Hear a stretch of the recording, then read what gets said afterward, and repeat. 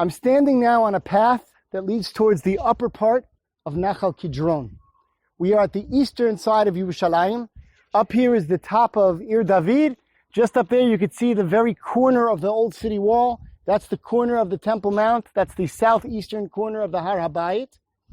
So up on this side is the city of Yerushalayim. And the steep hill up here is Har HaZeitim, the Mount of Olives. This valley, I told you, is called Nachal Kidron, but it also has other names.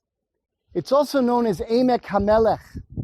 Emek hamelech is a term that appears in the book of Bereshit, the King's Valley. It's the place where Melchizedek, Melech Shalem, the ancient king of Jerusalem at the time of Avraham Avinu, came to greet Avraham when he returned victorious from battle. Melchizedek was a righteous man. His name means king of justice. And he was a Kohen Le'el Elyon. He was one of the few people in the world at that time who seems to have been influenced by Abraham's message and understood the true God. Later, so this place is Emek HaMelech, and it's Nachal Kidron. Later in history, this valley came to be associated also with another name, Emek Yehoshaphat. Now that name comes from the book of Yoel. The prophet Joel, has a horrific prophecy of what's going to happen at the end of days. Kinei bayamim ahemo va'etahi asher ashuv et shvut Yehuda v'Yerushalayim. When I shall bring the Jewish people back from exile, v'kibatzti et kol hagoyim v'horaditim el emek Yehoshaphat. I shall bring them to the valley. I will gather all the nations of the world and bring them to the valley of Yehoshaphat. Yehoshaphat means justice of God, God's justice. V'nishpatati mamsham. Alami v'nachalati Yisrael. And it talks about a final judgment where all the nations will come and be punished for all of their sins.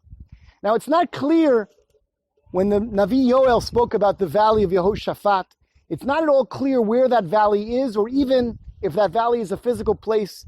Some of the commentators understand it just as a metaphor.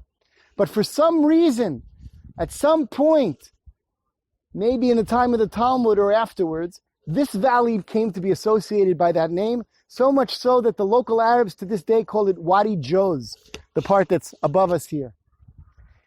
So this is Emek HaMelech, Emek Yehoshaphat. And this valley, on the hills coming down from Yerushalayim on one side, and the hills sloping up to Har HaZeitim, the Mount of Olives, on the other, has been since ancient times a place of burial.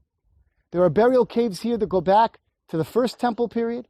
We're going to see a little further up graves of Jews from the second temple period. We're going to see some very, very large monuments. It's for that reason that we came here. And more recently as well, this is a place of burial. Certainly from the Middle Ages and on this hill here, there's some old graves. Just over here is the grave of Rabbi Ovadia Mibar Tanura, the great commentator of the Mishnah, who lived in Italy in the 16th century and came towards the end of his life to Yerushalayim and is buried here. And just above me here is the Jewish cemetery on Har HaZeitim, the Mount of Olives, which from the 15th or 16th century on, all the way up to the 20th century, over 120,000 Jewish graves are there. And perhaps to some extent that's connected with the idea of Emek Yehoshaphat, the idea that this is the place of final judgment. There are all sorts of traditions that Tchiyat HaMeitim, the resurrection of the dead, will begin here.